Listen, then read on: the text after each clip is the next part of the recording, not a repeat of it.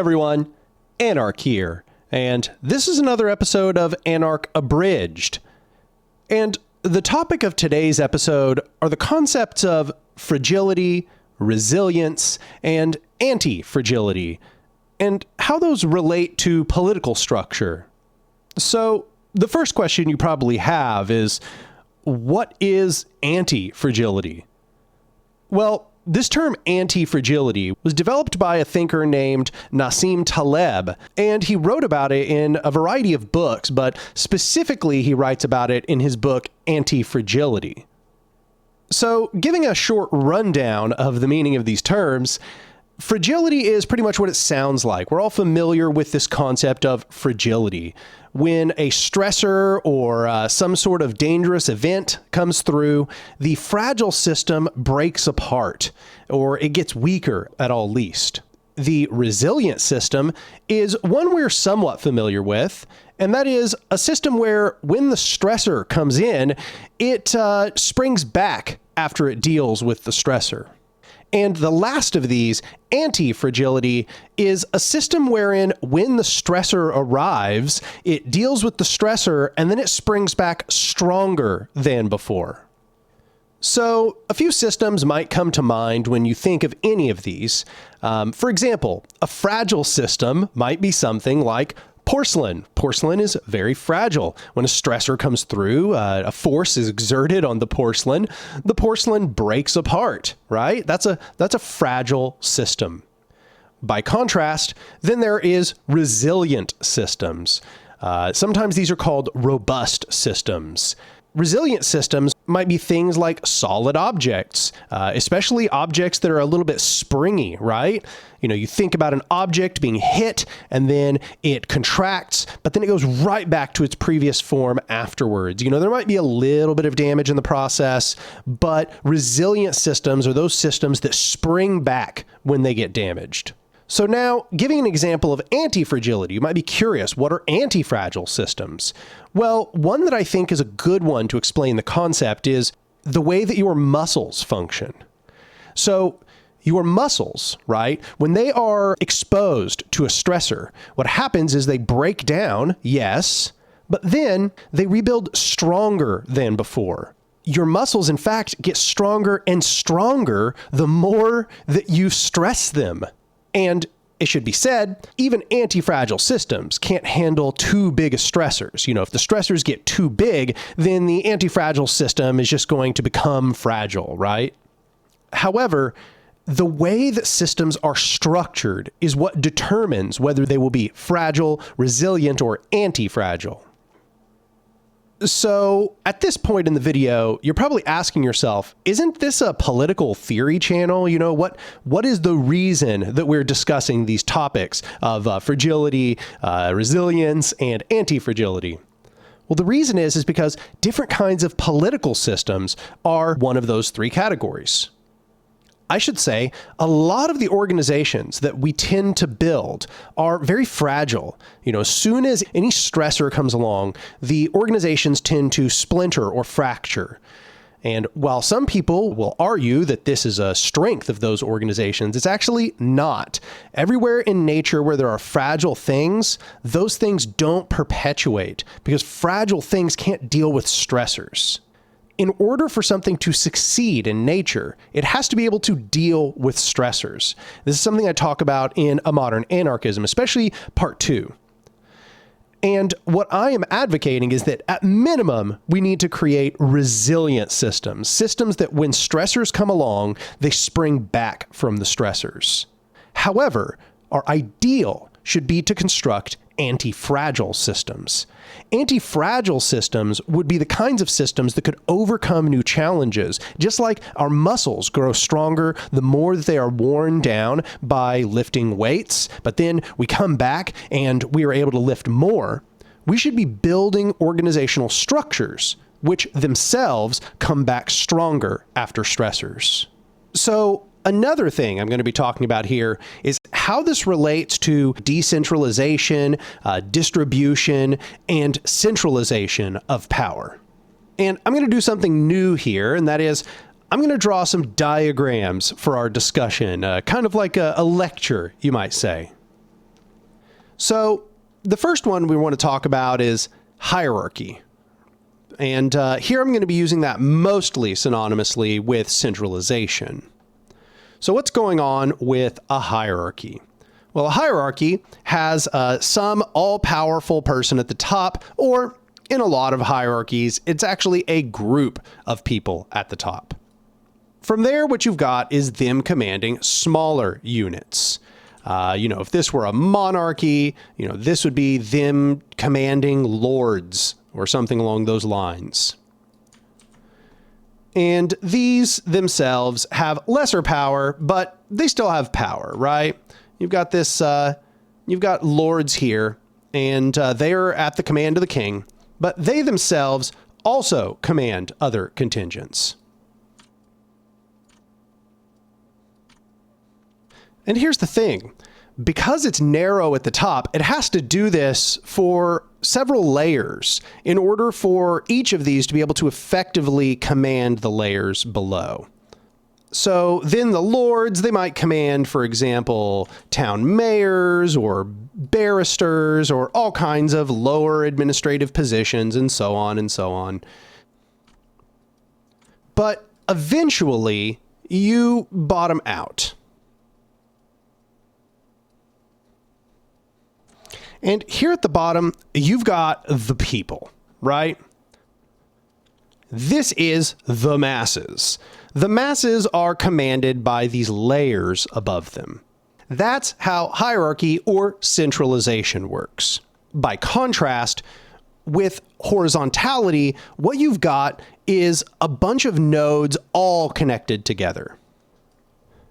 So each of these, you could imagine, are like individuals.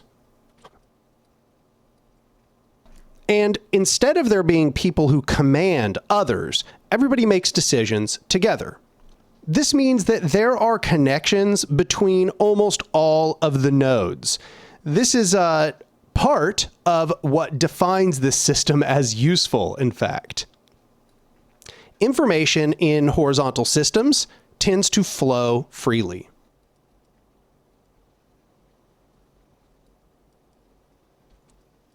So the diagram I've drawn here, it's simplified. In both occasions, it's simplified. But you can see in this diagram I've drawn for horizontality that almost all the nodes have connections with one another. And the ones that don't, it's only because this diagram would get super messy if I did. For example, there should be one that connects this node, and there should be one that connects this node, and that node, and this node, and this node. And you can see how that would get pretty out of control pretty fast, right? So let's just stick with this. So these are the two models we're comparing. And it's interesting because Nassim Taleb in Anti-Fragility actually talks about the kinds of models which are anti-fragile. And he says bottom-up models are anti-fragile. Now, that might seem odd, given that in society, we're all sort of conditioned to believe that hierarchical or centralized models are very strong. He argues that, for the most part, they are resilient, obviously, given that they've survived for so long, but that when what he calls black swan events come along, that they tend to be fragile to those black swan events. So this kind of brings us to another concept that he talks about, and that is different kinds of systems are going to be fragile or anti-fragile or resilient to different kinds of stimuli. However, generally, centralized, rigid systems, they will build themselves expecting that the way that the status quo has functioned for a long time is going to continue to be the way that the status quo functions. And because of this, these rare, disastrous black swan events, they come along and they destroy this rigid hierarchical structure. By contrast, bottom-up systems tend to respond much better to black swan events. So you might be asking, why is that, right? Well, it's because think about what happens when a stressor enters one of these systems. Let's imagine the stressor enters and does damage here, right? The stressor is just affecting this lord right here, right? Here's the thing, though. if it affects this lord, then it essentially does damage to all of these communication networks. It doesn't necessarily get rid of these people down below, but now you get these severed ties where information is not flowing freely anymore. This is part of the reason why it's always been a smart move in, old feudal warfare to kill the king or to kill high lords if you don't go about trying to ransom them, that is. Because if you can kill the lord at the very top, the whole structure essentially is going to fall apart. You're going to get conflict down here at the level of all these other lords. There's no longer this larger coordinating structure that keeps them together. And so this leads to, for example, warring states periods, which occurred a lot in the feudal era, or rather the, thousands of years that monarchies reigned. You may be saying to yourself, but this is not the kind of system we have. However, it is. We still live in a system where those above us are the ones that make decisions, and the ones above them make bigger decisions, and the one above them make bigger decisions. For example, I work in a workplace, and in my workplace, my boss makes decisions about the workplace, but the boss is, of course, going to be beholden to some larger regional manager, and that regional manager is going to be beholden to some larger corporate manager at the scale of maybe the entire corporation. And there's layers above that, right? But we can imagine if what you do is you disrupt the system somewhere up at the top, then the system's going to start malfunctioning very seriously. Where any hierarchy is damaged at one of these higher positions, they're going to have to scramble to replace that person. Because if they don't, information is not going to flow freely. So let's contrast this now to what happens in horizontal systems. Well, in a horizontal system, let's say the stressor enters here. The stressor disrupts this portion of the network. Well, it disrupted these communications here. All of these lines are now disrupted. But that's it. The rest of the network still remains, right? The rest of the network continues to communicate. And that means that information continues to flow freely. And this is, interestingly, how evolutionary dynamics take place in nature. Nature does not tend to use hierarchical systems precisely because they are fragile in this way. In short time scales, hierarchical systems can look very effective because they are good at managing things when they are in one stable state for an extended period of time. However, as soon as those black swan events, those sort of unexpected, disastrous events come along, the hierarchical system falls apart. So nature has a tendency to select out hierarchical systems.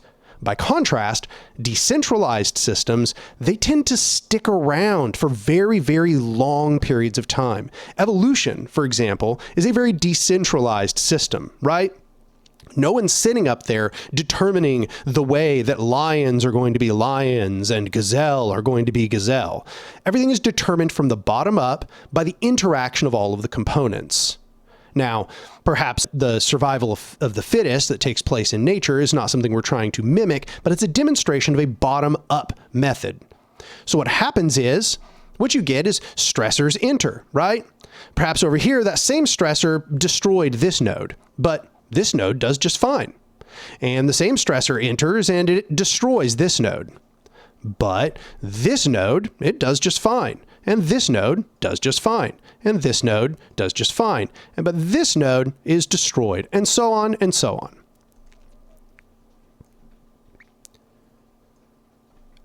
In that case, you still have all of the interactions that are taking place at the bottom up. This system here and that system, they're still communicating.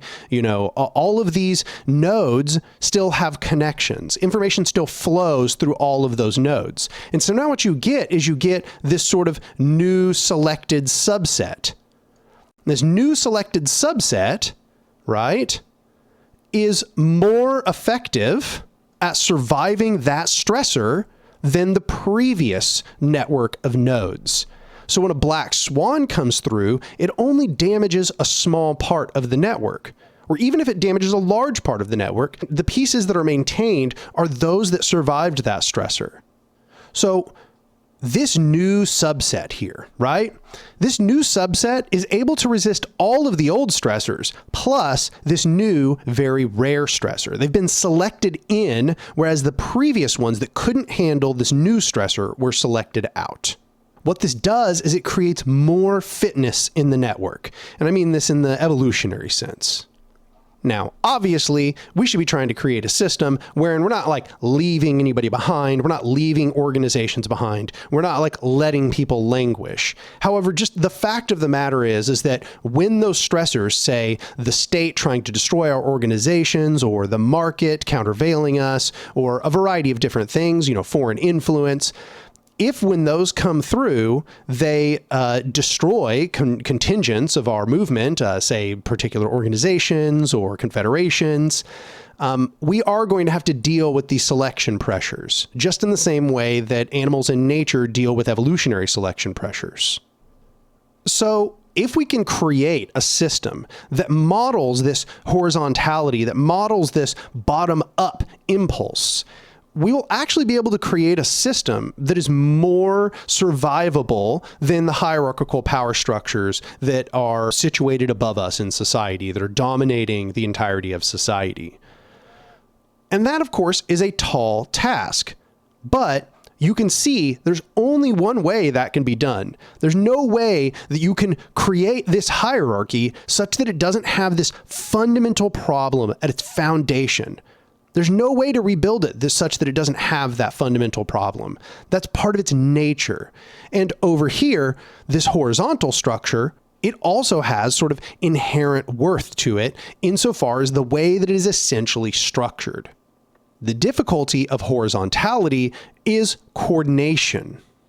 So let's return and think about this second dynamic system a little bit. So here's what the anarchist suggests. You can see that just the lines that are laid out here, they're kind of like interpersonality, right? I drew the diagram as I did, and you can see that mostly you have links with people that are close to you in this diagram. Anarchists, specifically organizational anarchists, what they're trying to do is they're trying to create groupings at larger and larger scales that coordinate all of these nodes together. So it might be, for example, that this is like your neighborhood, and this is your municipality or your city, and this is your region. And this is the entire planet or continent or, some very large grouping. What the anarchist is trying to do is it's trying to create bodies at each of these scales to coordinate each of the nodes at that scale. And so, just like over here, there was a neighborhood, there'd also be a neighborhood for these three. And perhaps these three would have a neighborhood, right? The idea is you're trying to create all of these pertinent groupings so that you create a system wherein you have robust coordination. No, more than that, anti-fragile coordination. Because if what you have is flexibility in how all of these are drawn, then what you can do is reform when there are problems, right? For example, we say the stressor comes in here and it destroys this. And the stressor comes in here and it destroys this. And the stressor comes in here and it destroys this, let's say. Well, if that's the case, you can redraw these boundaries. Now you create boundaries that include this node. Or this grouping here can now include this node. It might seem very complex, and it is, because this is the description of how what are called complex systems function. And complex systems, they act as more than the sum of their parts. Almost everything that is wondrous in nature is because of complex systems. This phenomenon we call emergence. And it should be said, they typically in the literature talk about two different kinds of emergence. They talk about what they call weak emergence. There's what they call strong emergence. They say hierarchical systems, because they do indeed coordinate resources, they exhibit what is called weak emergence. Weak emergence is sort of temperamental, it's not very strong, and generally you'll find that it mostly just lies within coordination. Things function as a little more than the sum of their parts, but not much more, and it doesn't continue to scale very well. On the other hand, strong emergence is incredibly powerful. It tends to spread. It's extremely anti-fragile. It is very dynamic. It's very responsive to change. The majority of all systems in the universe are complex systems. Take, for example, the process of evolution in nature and the arising of biological creatures. This is also another emergent phenomena. It emerged from the molecular level, emerged from solids and liquids and gases mixing together through the process of abiogenesis a very long time ago. So I think what I'm trying to get across here, and I hope this is kind of making sense, is that anarchists are attempting to model how nature overcomes dynamic hurdles. What they're trying to do is create a system that is very anti-fragile, that every time it is struck with stressors, it is able to respond and flex and adapt. The more rigid the system you create is, the less it is going to be able to do that. Well, hopefully that was helpful for you. I hope you enjoyed the use of the tablet there. That tablet was donated by a very faithful patron to the channel, Leo. Shout out to Leo. Thank you very much. And if you'd like to help improve the production quality of the channel, you can do just as Leo has done and go become a patron for any amount, $2, $5, $7, $10, $20, whatever is convenient for you over at my Patreon, which is patreon.com/anarch, ANARK. You know, I will probably do more videos like this using illustrations on screen. This was a little bit experimental, so I hope it went over well. I appreciate all of you supporting the channel. It allows me to spend more time and effort making better and better videos just like this one. I obviously have to do the YouTube thing and say, subscribe to the channel, go down below and comment if you liked the video, if you didn't like the video, if you have any comment whatsoever, it helps push me in the algorithm. And if you're really trying to help push me in the algorithm, I just want to remind you that every time one of my videos pops up, you should click it and watch it. That is literally the metric they use to decide who gets pushed in the algorithm. But that's it for today. I think I'm going to end it there. I hope y'all enjoyed, and I'll see y'all next time.